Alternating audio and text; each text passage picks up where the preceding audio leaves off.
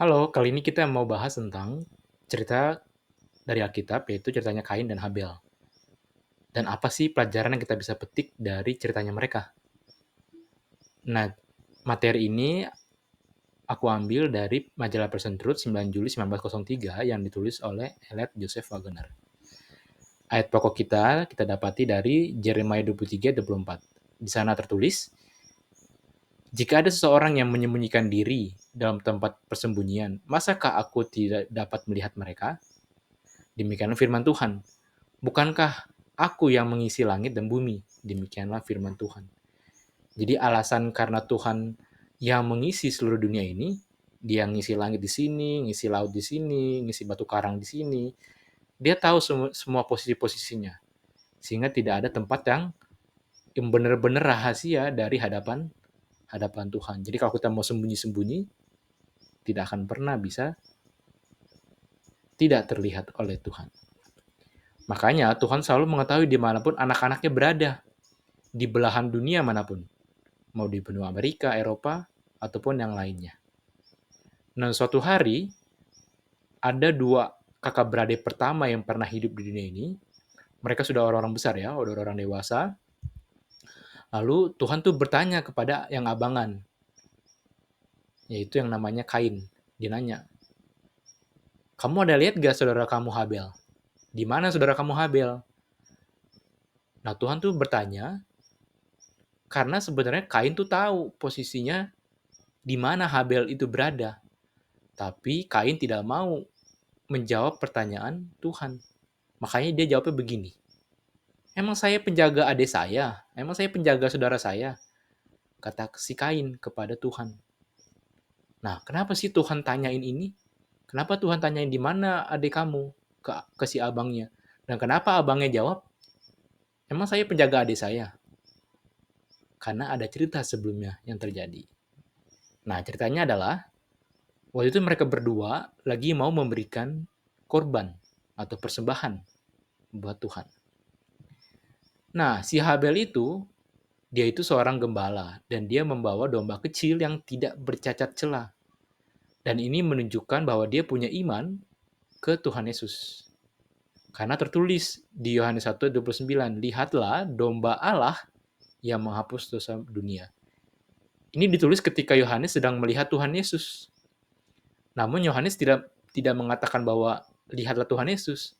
Yohanes mengatakan lihatlah domba Allah ketika dia sedang melihat Tuhan Yesus. Artinya Yohanes mengerti bahwa Tuhan Yesus itu adalah dombanya Tuhan. Yang selama ini sebelum kayu salib, sebelum kejadian itu, semua orang memotong domba yang menunjukkan bahwa itu bentuk iman bahwa mereka mengharapkan dombanya Tuhan.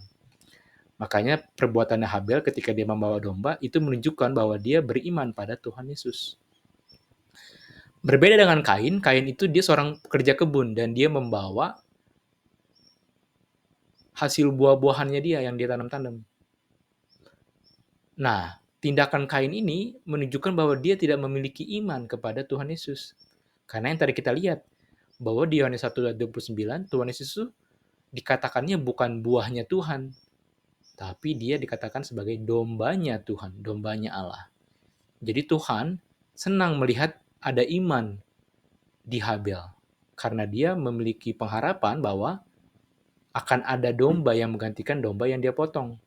Berbeda dengan Kain, Tuhan tidak senang karena Kain tidak memiliki iman karena dia memberikan hasil pekerjaannya dia, yaitu buah-buah yang dia tanam. Jadi bedanya satu memberikan dengan iman, yaitu Habel, karena dia memberikan dengan domba, yang adalah menyatakan lambangnya Tuhan Yesus, yang adalah dombanya Tuhan. Namun Kain tidak menyatakan iman dalam pemberiannya, yaitu buah-buahan. Walaupun buah-buahannya banyak nih, bagus-bagus. Nah, karena Tuhan senang sama persembahannya Habel, Kain itu cemburu dan dia membenci Habel.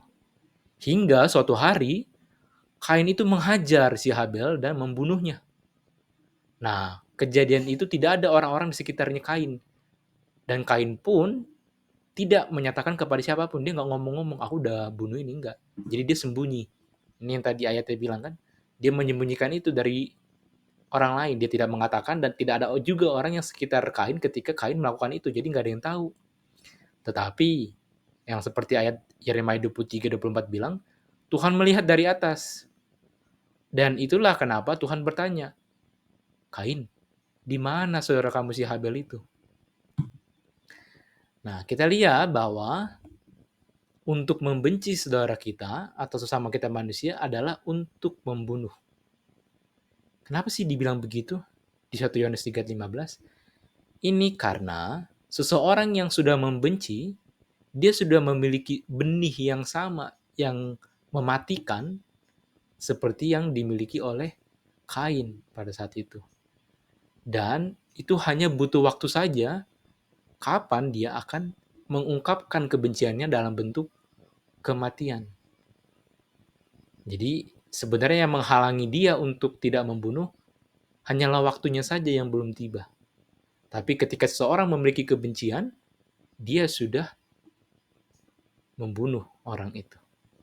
Itulah kenapa di hadapan Tuhan ketika seseorang membenci sesamanya manusia, dia juga disebut pembunuh. Sedangkan berbeda dengan Tuhan punya prinsip, dikatakan, karena Tuhan itu adalah kasih, kita justru diminta untuk mengasihi kita sesama manusia.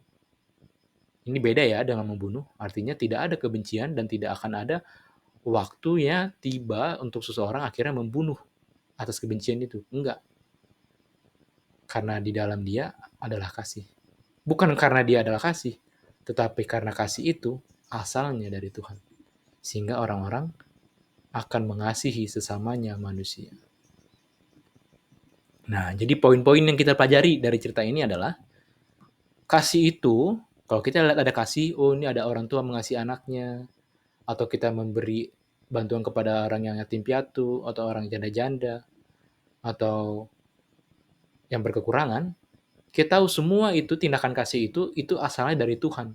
Dan itulah yang membuat kita jadi mau mengasihi sesama kita manusia. Karena Tuhanlah si sumber kasih itu. Nah, di saat kita membenci, itu artinya kita tidak mengasihi sesama kita manusia. Dan di saat kita membenci, hanya tinggal menunggu waktu saja di mana kita akan membunuh dia.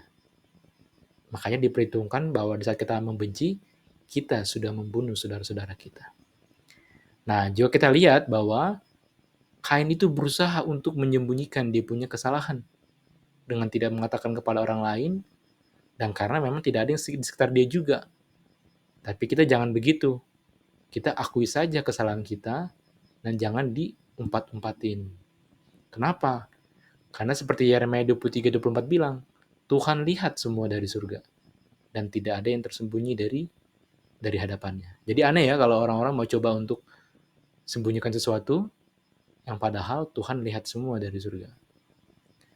Kiranya kita mengasihi sama kita manusia dan jangan membenci karena Tuhan adalah kasih. Dan jangan juga takut untuk mengakui kesalahan-kesalahan kita. Karena Tuhan mau untuk menerima kita apa adanya asalkan kita mau akui juga kita punya kesalahan. Karena di hadapan dia tidak ada yang tersembunyi. Oke, itu pelajaran yang kita bisa dapati dari ceritanya Kain dan Habel. Semoga diberkati ya.